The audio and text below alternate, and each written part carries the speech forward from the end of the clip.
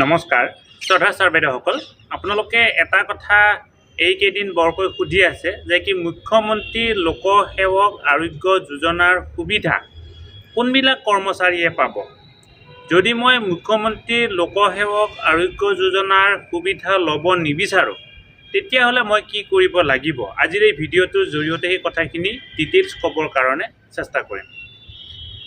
যদি মুখ্যমন্ত্ৰী লোকসেৱক আৰোগ্য যোজনাৰ সুবিধা আপুনি ল'ব নিবিচাৰে, ধৰা হ'ল আপুনি এই সুবিধাটো ল'ব নিবিচাৰে, নিজে বোলে ভাবিছে যে কি মই এই যিটো আমাৰ স্বাস্থ্যৰ যিটো বীমাৰ সুবিধাটো ল'ব নিবিচাৰোঁ, তেতিয়াহ'লে আপুনি কি কৰিব লাগিব।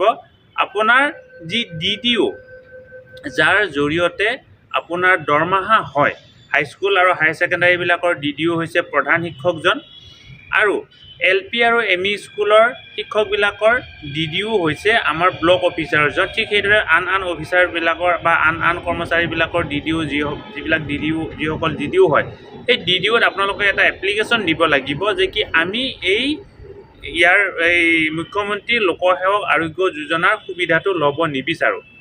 আৰু যেতিয়া আপুনি এই এপ্লিকেশ্যনখন দিলে এই কথাখিনি আপোনালোকৰ ট্ৰেজাৰীলৈকে যাব, আৰু ট্ৰেজাৰীৰ পৰা এই যিটো ডিডাকশ্যনৰ যিটো অপশ্যনটো তেওঁলোকে তাৰ পৰা ৰিমুভ কৰি দিব।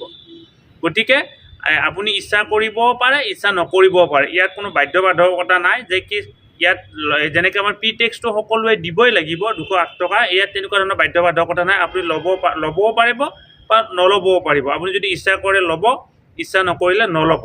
1 নম্বৰ কথা। 2 নম্বৰ কথা, কোনবিলাক কৰ্মচাৰীয়ে ইয়াৰ সুবিধা পাব। মুখ্যমন্ত্ৰী লোকসেৱক আৰোগ্য যোজনাৰ সুবিধা পাবলৈ হ'লে প্ৰথমতে আপোনাৰ ফুলফিল কৰিবলগীয়া আপোনাৰ যিটো নৰ্মটো হৈছে আপুনি চৰকাৰী কৰ্মচাৰী হ'ব লাগিব। ইয়াত শিক্ষক বুলি কোৱা হোৱা নাই। অসম চৰকাৰৰ অধীনৰ যিকোনো চৰকাৰী কৰ্মচাৰী হ'লেহে আপুনি ইয়াৰ সুবিধা পাব।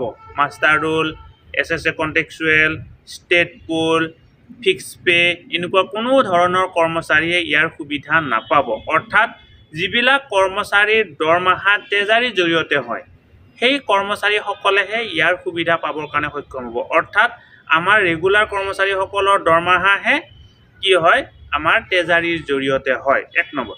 2 নম্বৰ, যিসকল ৰেগুলাৰ কৰ্মচাৰী আৰু তেওঁলোকে ইতিমধ্যে পেঞ্চন পাইছে, আৰু পেঞ্চন পোৱাৰ পিছত তেওঁলোকৰ দৰমহাটো ট্ৰেজাৰীৰ জৰিয়তে হৈ আছে, তেনেকুৱা ধৰণৰ পেঞ্চন পোৱা চৰকাৰী কৰ্মচাৰীসকলৰ অৱসৰপ্ৰাপ্ত চৰকাৰী কৰ্মচাৰীসকলেও ইয়াৰ সুবিধা পাবৰ কাৰণে সক্ষম হ'ব। গতিকে শ্ৰদ্ধা ছাৰ বাইদেউসকল, এই কথাখিনি ইতিমধ্যে আপোনালোকে গম পালে। মুখ্যমন্ত্ৰী লোকসেৱক আৰোগ্য যোজনাৰ সুবিধা পাবলৈ হ'লে আপুনি ইচ্ছা কৰিবও পাৰে, নকৰিবও পাৰে। আৰু 2 নম্বৰতে, ইয়াৰ সুবিধা পাবলৈ হ'লে একমাত্ৰ চৰকাৰী গভ এমপ্লয়ীসকলেহে বা গভ পেঞ্চনাৰসকলেহে ইয়াৰ সুবিধা পাব। ছাৰ বাইদেউসকল, আপোনালোকে বিচাৰি থকা যিটো প্ৰশ্নৰ উত্তৰ নিশ্চয় আপোনালোকে পাইছে। অনুগ্ৰহ কৰি ভিডিঅ'টো আগলৈকে ফৰৱাৰ্ড কৰিব।